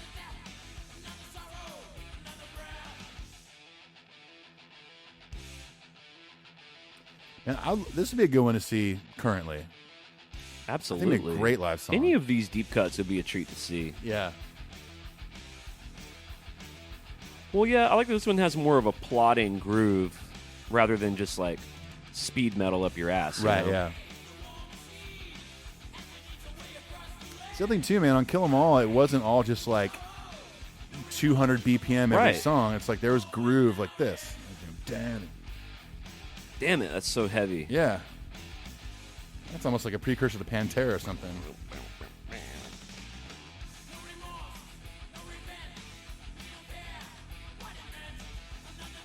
Well, first of all, they were fans of this early shit. Pantera was. Oh, yeah. Like, they were big fans of Whiplash and stuff. Right. But the song Primal Concrete Sledge on Cowboys from Hell sounds like the chorus of Phantom Lord. Yeah. Hear the cry of war louder, you know. Yeah. Come and be with me, my twisted dream. Yeah, totally. Oh, that was great. Cool bass coming here. Nice. You know what, Cliff? Nice. Cliff, that last pass you did? Nice. He's like, get away from me, man. Leave me alone. I'm about to do this.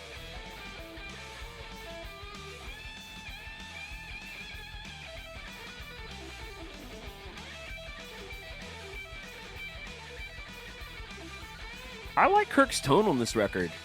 I do. I mean, everything about the guitar tones are very aggressive, very in your face, just cut through like crazy. He's got a great crunch, but his solos have that great kind of double tracked sound. Yeah. Good amount of reverb.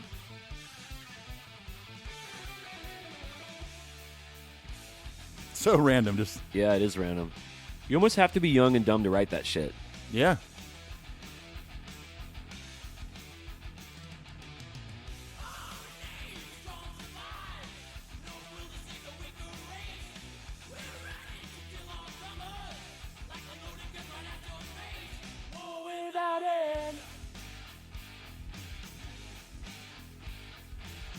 It's similar to the Black Album where the deep cuts on this record are so good. Yeah.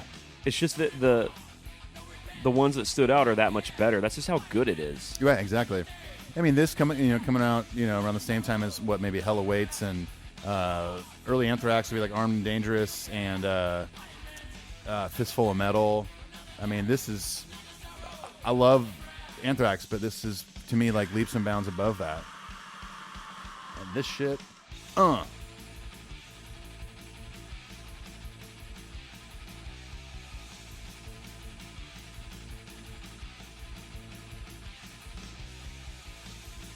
Also, I guess really their first sort of war protest song. Yeah.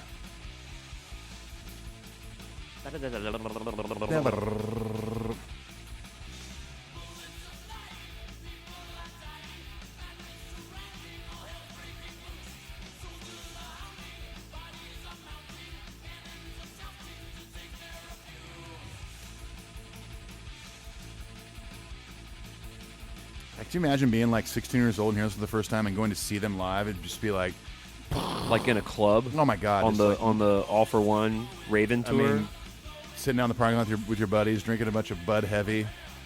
Hell yeah! In there and just fucking start pitting and just going crazy. Coors Heavy.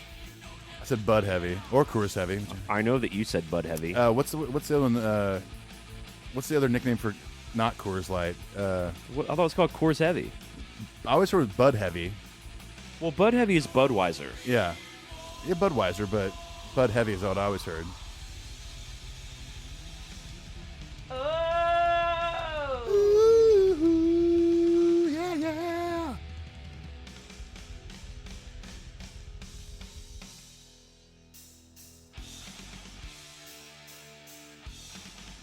Yeah. Interesting little tag there. Pretty good deep cut. Wish they play this live. I was on the bus this week, and some of the guys were like, I was talking about how Metallica had songs, and one of the guys kind of challenged me on it. Oh. He was like, you think their first couple of records had songs? And I was like, come on. First of all, did you get the mop out, the fucking mop? I didn't even know where to begin to. I didn't know where to begin to annihilate this guy. Yeah. Like, first of all, their second record has bona fide classics. Yes. From the Bell Tolls, Creeping Death, Fade to Black. Oh my God, yeah. But I was like, I'll even go further, motherfucker. And this is the first song I played. Yeah. I said, dude. Oh, hold on. All right. I said, by the time we get to chorus one of this, if you're telling me this isn't a catchy song, I'll fucking eat my butt. I will remove a few ribs. Let's put and it eat this my way: butt. no butt eating was done that evening. Yeah. The next morning, however, for breakfast. Well, I like a high protein diet. Yeah, well, that's the hotel to offer. So.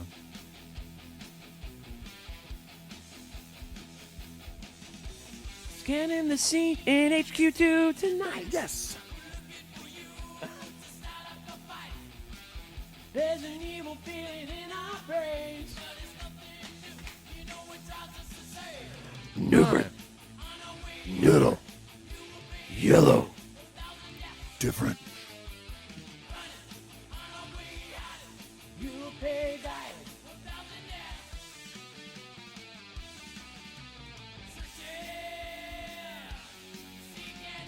Dad. Yeah, catchy chorus. Sorry, guy who Clint knows. I was like, sorry, dude, they're still selling out stadiums where 50,000 people sing this chorus. So you're telling me they don't have songs? Fuck you. Yeah. We weren't really mad at each other. It was a friendly... Damn it, I wanted you to be. Kind of a friendly fuck I was kind of you. hoping you weren't talking until the next weekend. Well, these are my friends. Yeah, I know. But... They're just dumbasses. And all listening right now, aren't they? Probably. Like, hey, I mentioned you guys on the podcast this week. They break their fucking pelvises trying to listen to it. We were making fun of you guys the whole show. This is the end. Say goodbye to the world you live in. Goodbye, Dad. Now you can run it. I don't know why they didn't do snap tracks. I know. Listen to this. Nice, right? Yeah, it's perfect. Cha-cha-cha. Sadie Hawkins dance, ho ho ho. Oh, God. I can't be embarrassed by that. I didn't write that song. You will be embarrassed by it. Damn it, I am now. He can destroy. Tick-a-doo, tick-a-doo.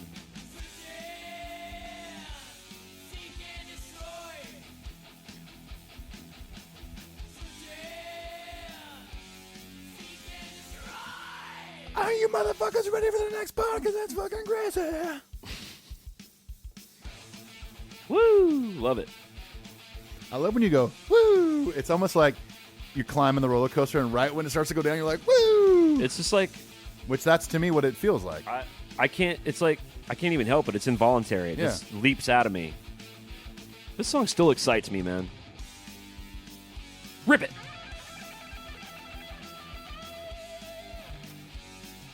Dude, shook, chicka.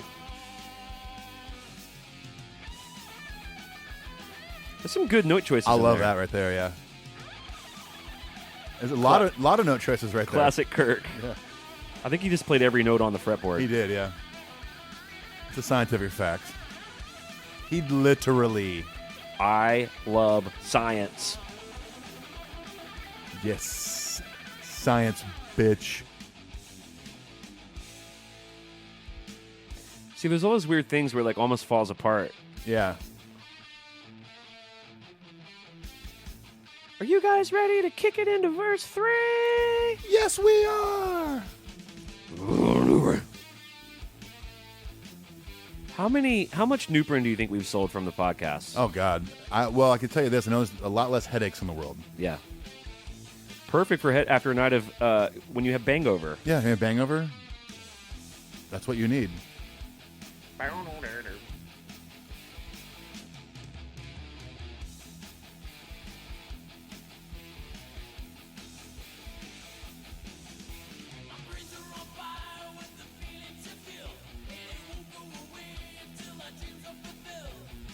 It is safe to say that there's not really much here lyrically on the whole record, really. I mean, yeah. Not really anything to point to. I think you nailed it earlier when you're saying this is a good representation of kind of what was happening in the Bay Area in the early 80s. Like, our brains really are on fire with the feeling to kill. See, another thing they could have done here is gone a little Beatlesy. Oh, yeah. I don't know, Maybe a little Mellotron in there. That would have been on AM radio easily had they done that. Absolutely. They should have gotten George Martin in there.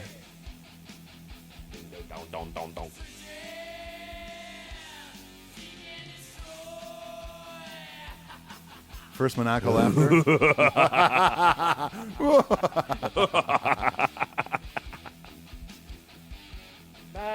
Great that that's become a sing-along now.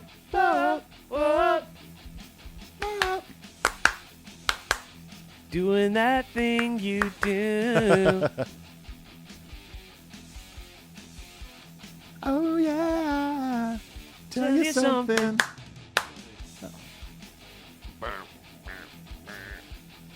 It's like there was like a leftover riff or two. They're like, just throw on the end of that one. Sure. And it's rad.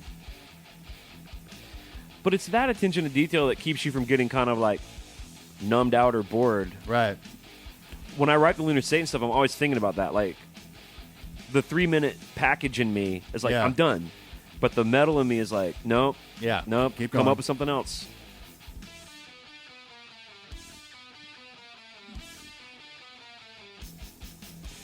Let go. All right. I still love it. It's probably one of my least favorite Metallica songs. This one is? Well, wow. It's pretty fucking awesome. I love this song. Thunder and lightning, the gods take revenge. Senseless destruction, victims of fury are cowardly now. Stabbing the harlot to pay for her sins. Did Kerry King write these lyrics? Yeah, seriously.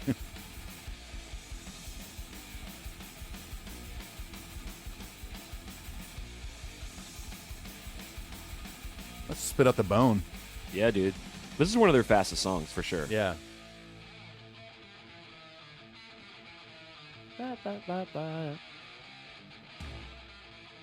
That's like a riff that could have been in the Wayne's World soundtrack. Doesn't that sound kind of like... No Meta Militia. Dude, this is Crucial Taunt. Denied. Yeah. I'll play the May I Help You riff. May I help you?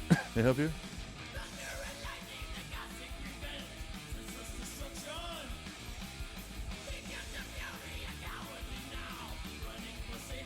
They weren't really very concerned with rhyming any of this. Yeah. But you know what? When I was young and getting into this record, I didn't care. No. It's nothing. None of that bothered me, which is why it doesn't bother me now. Trying to get the message to you, Dad. I'm joining the Metal Militia in San Francisco.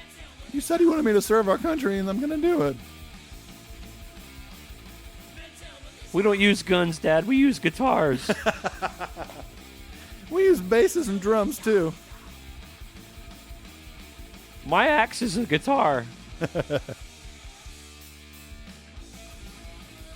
That's my favorite riff in the song. Ba-da-ba-da. Ba-da-ba-da.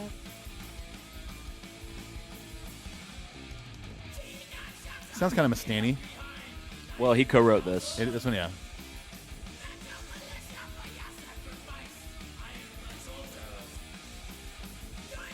Especially that. Dun, dun, dun, dun, dun, dun.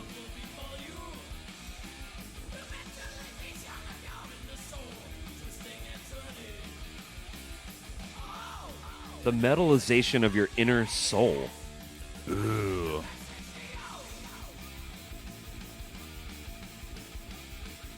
That's in my list.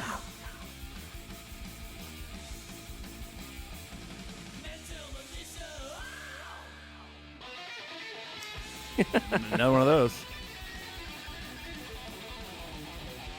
This whole record really is just a kick to the face. It really, yeah. It's a kick to the nuts.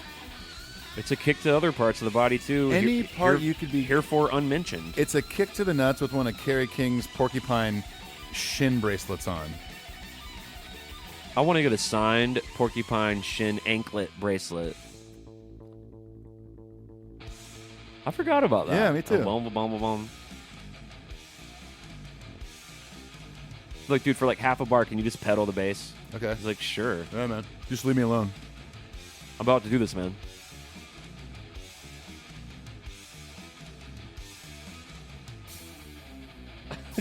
Weird hat.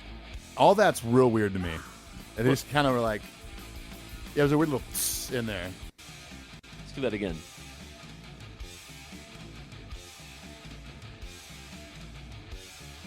It's climbing. Listen to this hat. You just hear that hat?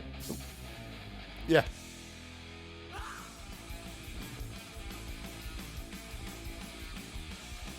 There's a man in the back with a vat with a drum in the sky to the sky. Doesn't it sound like that last Ballroom song in Wayne's Blitz. World? Ballroom Blitz, yeah. Leather and metal. Zang. You learn Cantonese, Campbell. I'm impressed. Out of the way, dweeb. Whoa. Whoa. What does he say? Ow. Ow.